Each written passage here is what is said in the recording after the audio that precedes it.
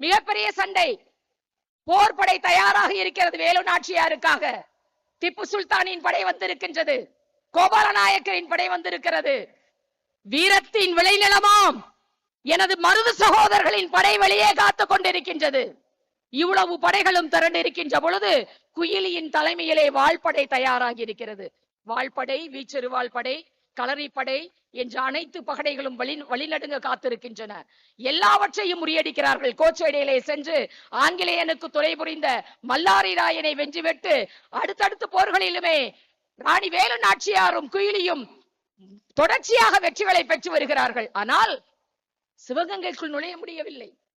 சிவகங்கைக்குள் நுழைய முடியவில்லை என்றால் உடனடியாக அவள் செய்கிறாள், போகிறாள். சிவகங்கைக்கு உள்ளே போய் அந்த நிமிடம் அடுத்த நாள் விஜயதசமி விழா நடக்கின்றது.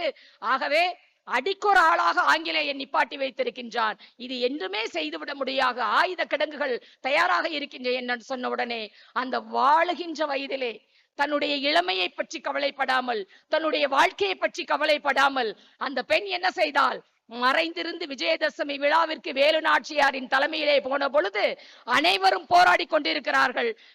அந்த விழாவிலே கோவிலிலே அனைவரும் கலைந்து செல்லும் பொழுது வெற்றிவேல் வீரவேல் என்று சொல்லி வேலு நாச்சியாரின் படைகள், பெண்கள் படை முன்னேறி பரங்கியரின் தலைகளை கொல்லும் பொழுது அந்த குயிலி என்ன செய்தால் தெரியுமா?